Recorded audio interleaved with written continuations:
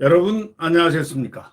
오늘은 2021년 5월 25일 화요일입니다. 조선일보 사설자에는 북핵 원칙, 한미 훈련, 사드 정상화하고 전단법은 폐기하라. 이번에 정상회담에서 다 이거 건드렸던 거 아닙니까? 다 걸렀으니까 이제는 거기에 실행을 하라 이런 얘기입니다. 자, 이번 정상회담에서 한미가 북한 핵과 인권, 또 중국 문제, 미사일 지침, 또 경제협력 등에서 굵직한 합의를 이뤄냈습니다. 잘한 겁니다. 네. 우리 안보, 경제에 큰 영향을 미치는 이런 합의를 미국과 문재인 대통령이 한 겁니다. 지난 4년간 문재인 정부의 탈선 때문에 빗나갔던 그런 정책들을 바로잡는다는 큰 의미가 있습니다. 4년 지나고 난 다음에 문재인 대통령이 과연 바로잡는 일을 정상회담에서 했는데 합의를 하고 세계에 공포를 했는데 과연 실행할 것인가? 바로 이런 게 큰 의미를 부여할 수 있는 겁니다. 이 바이든 대통령이 한국군 55만 명의 코로나 백신을 제공하겠다고 했습니다. 이거는 2018년 싱가포르 회담 이후에 사실상 중단됐던 한미 연합훈련을 재개하겠다는 신호탄입니다. 그는 이것을 합의했습니다. 미군은 그동안 컴퓨터 게임이 아닌 실기동 연합훈련을 해야 한다고 그렇게 주장하고 요구해 왔습니다. 아니 무슨 전쟁 연습, 소위 워게임을 갖다가 어떻게 컴퓨터로 합니까? 컴퓨터로 전쟁합니까? 이것을 이 정부가 해왔다는 겁니다. 미국이 연합훈련을 해야 된다. 실질 훈련을 안 하면 안 된다 해도 이 정부는, 이 문재인은 바로 컴퓨터 게임 훈련만 했습니다. 컴퓨터로 전쟁합니까? 컴퓨터로 사람 죽이고 살립니까? 그렇지만 정부는 미국, 북한 정상회담과 9.19 군사합의 등을 이유로 훈련을 계속 미뤄왔습니다. 작년부터는 코로나 핑계 또 따랐습니다. 코로나가 없었으면 이 정권이 부지했을까요? 박범계 같은 사람이 나왔을 수 있을까요? 당장 국민들이 일어나서 난리가 치죠. 예, 난리를 치죠. 어디서? 검찰청에서 검사들도 튀어났을 것이고 다 튀어났을 것이다. 대한민국 국민들이. 왜? 아니 법무부 장관이 검찰총장까지 하려고 하니 수사권을 다 해서 검찰 수사를 하려면 검찰 수사를 하려면은 장관 승인을 받아야 된다니까. 바로 검찰총장 아닙니까? 북한의 훈련 중단을 양보하는 것은 아주 나쁜 선례를 남긴 겁니다. 훈련하지 않는 군대가 어떻게 유사시에 이길 수가 있습니까? 패망하는 거죠. 패망밖에 없는 거죠. 아님 완패밖에 없는 거죠. 자, 이제 문재인 정권은 9개월밖에 안 남았습니다. 10개월, 9개월. 10개월밖에 안 남았어요. 네? 이 나라 권력을 되돌려줘야 될 시간이 그밖에 안 남았으니까 훈련하지 않는 군대는 유사시에 패망할 수밖에 없다는 사실을 잘 알고 이제라도 한미훈련, 연합훈련을 다시 해야 됩니다. 훈련 자체가 협상 대상이 될 수 없다. 이런 사실을 북한에게 인식시켜주지 않는다면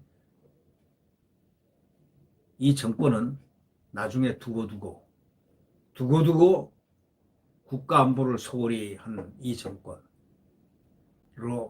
낙인이 되어 또 그렇게 된 후에 적폐청산의 대상이 될 수 있다는 그 사실을 알아야 됩니다. 국가를 패망으로 이끌 그러한 잘못된 소위 훈련을 하지 않았다는 이런 과오를 범치 않기를 바랍니다.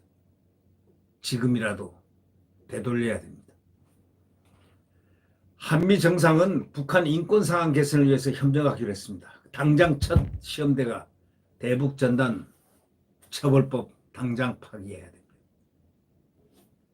문 대통령이 북한 인권 개선을 명시적으로 밝힌 게 이게 이번이 처음입니다. 정부 여당은 그동안 북한 인권을 입에 담는 것 자체를 터부시해왔고 유엔의 북한 인권 결의안, 제한국에서 연속해서 3년간이나 이름을 빠졌습니다. 3년간. 인권 대통령이 인권 변호사라고 하는 사람이, 예? 자칭 인권 변호사라는 분이 인권을 갖다가 이렇게 북한에 인권 결의안 제한국에서 3년 동안 연속 빠뜨리다니요. 이해가 됩니까? 급기야 이제 북한에 전단 날리면은 처벌하는 대북전단금지법, 소위 김여정법까지 만들어냈죠.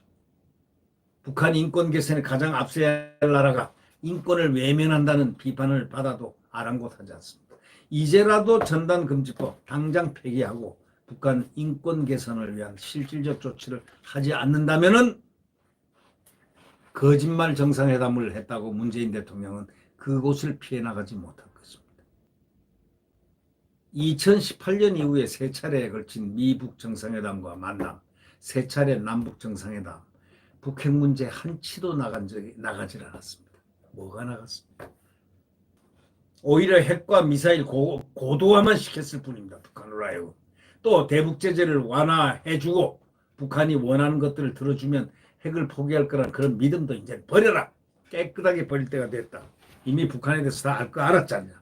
알면서도 그렇게 한다는 건 나라를 시궁창에다 쳐넣는 그런 객이 아니냐. 이런 얘기가 이제 나올 수가 있기 때문에 이제부터는 반드시 핵을 포기할 거라는 그 믿음도 버릴 때가 됐고 북한이 핵을 포기할 거라는 그런 믿음도 포기할 때가 됐습니다. 김정은은 핵을 포기할 생각이 조금도 없습니다.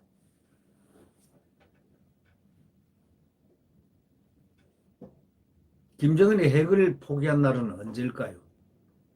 핵 때문에 죽게 될 때 그때가 핵을 포기할 겁니다. 바이든 대통령은 대북 제재 유지를 강조하면서 북 비핵화에 대한 어떤 환상도 버려라. 환상도 없다 하고 판타지를 얘기했습니다. 북한 비핵화에 대한 것은 환상이다 이런 얘기입니다. 그는 이루어질 수 없는 북한의 그 거짓말 그 자체다 하고 확실하게 정의를 내린 바가 있습니다. 김정은 말만 갖고 판단하지 않겠다 이런 얘기를 바이든 대통령은 했습니다. 문 대통령과 정부도 이 인식을 공유를 해야 됩니다. 이제 사드도 정식 배치하고 더 이상 중국이나 극소수 좌파 단체 또 좌파들의 극소수 좌파 극렬분자들의 눈치를 보지 마시고 장비라든가 물자 반입 못하는 어이없는 상황을 끝내십시오. 중국에 북이 핵을 없애면 미국 사드도 필요 없다 하고 단호하게 얘기를 해야 됩니다. 북한이 핵을 없애면 미국 사드도 우리 내보내겠다 이렇게 얘기를 해야 되죠. 북이 핵을 없애면 북이 핵이 있는데 우리가 왜 우리 생명을 방어하는 사드를 둘 필요가 없는가? 자유권으로서 당연히 둬야지. 중국 참 나쁜 나라입니다. 왜 북한 편을 드느냐. 교역국 대한민국이 최고 아니냐 이거야. 근데 중국이 북한에게는 최대 예우를 하고 대한민국에 대해서 가혹한 행동을 한 그런 중국. 그게 바로 중국 공산당입니다. 6.25 때 대한민국을 초토화시킨 바로 그 나라. 그게 중국 공산당 모택동 아닙니까? 모택동의 후예가 바로 시진핑입니다. 이번 한미 정상회담에서 문재인 대통령 그런 보인 자세가 진심이냐 아니냐를 이제 곧 가려집니다.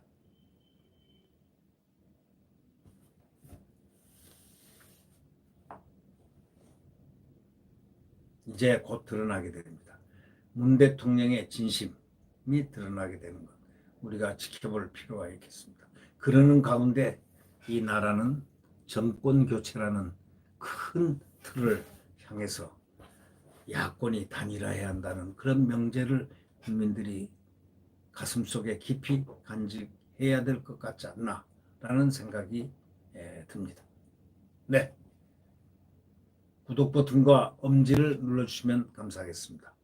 우리 자유민주주의와 이 헌법을 지키기 위해서 무엇보다도 정권 교체가 필요한데 정권 교체의 가장 기본적인 것은 야권 단일화입니다.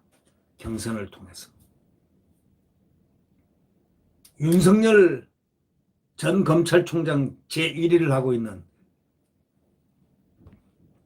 소위 윤석열, 또 홍준표, 또 최재형, 이런 분들이 힘을 합쳐서 다 모여서 플랫폼에서 서로 경쟁하고 하면서 투표로 기준점을 잡아서 공통의 N분질로 해서 승리하는 한 분을 밀어나가는 소위 야권 단일화, 이것이 필요하고도 충분한 조건인 우리의 미래가 될 것입니다. 네, 여러분 오늘 하루 평안하고 강건하게 지나시기 바랍니다. 안녕히 계십시오.